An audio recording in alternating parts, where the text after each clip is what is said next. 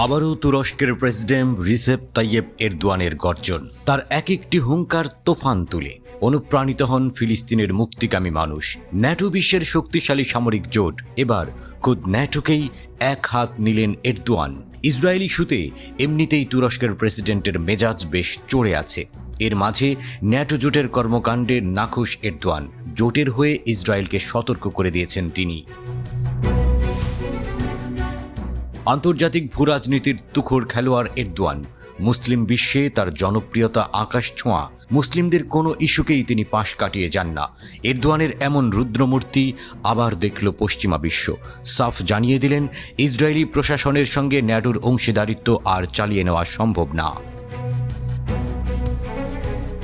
তুরস্কের president Recep Tayyip Erdogan শুক্রবার NATO নেতাদের শীর্ষ সম্মেলনের পর ওয়াশিংটনে এক সংবাদ সম্মেলনে বলেছেন, ন্যাটো ইসরায়েলের সাথে সহযোগিতা অব্যাহত রাখতে পারে না। এরদোয়ান বলেছেন, আমাদের জোটের মৌলিক মূল্যবোধকে পদদলিত করা ইসরায়েলি প্রশাসনের পক্ষে ন্যাটোর সাথে অংশীদারিত্বের সম্পর্ক অব্যাহত রাখা সম্ভব নয়। তুর্কি প্রেসিডেন্ট গাজায় চলমান ইসরায়েলি নৃশংসতার কথা তুলে ধরেন। এরদোয়ান সতর্ক করে দিয়ে বলেছেন, ইসরায়েলের প্রধানমন্ত্রী বেনিয়ামিন নেতানিয়াহুর প্রশাসন সম্প্রসারণবাদী এবং বেপরোয়া নীতির কারণে শুধু তার নিজের জনগণের নয়, বরং সমগ্র অঞ্চলের নিরাপত্তাকে হুমকির মুখে ফেলেছে।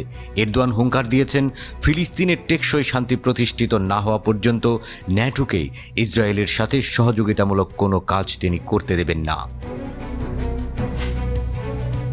তুরস্কের প্রেসিডেন্টের মতে, আন্তর্জাতিক সম্প্রদায়ের দায়িত্বশীল সদস্যদের 1967 সালের সীমানা অনুযায়ী ইসরায়েল ও ফিলিস্তিনের মধ্যে একটি দ্বিরাষ্ট্রীয় সমাধানের জন্য ঐক্যবদ্ধভাবে কাজ করা গুরুত্বপূর্ণ। তুরস্ক যে কোনো পদক্ষেপ নিতে প্রস্তুত, যার মধ্যে রয়েছে প্রথমে যুদ্ধবিরতি ঘোষণা এবং তারপর গাজায় স্থায়ী শান্তি প্রতিষ্ঠার জন্য জামিনদারের ভূমিকা পালন করা।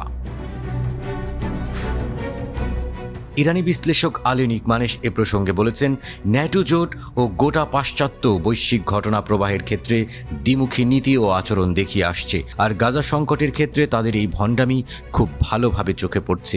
তুরস্কও, এমনকি স্পেনের মতো ন্যাটোর কোনো কোনো সদস্যের দৃষ্টিভঙ্গি গাজা ও ইউক্রেনের যুদ্ধের দ্রুত অবসানে সহায়ক হতে পারে।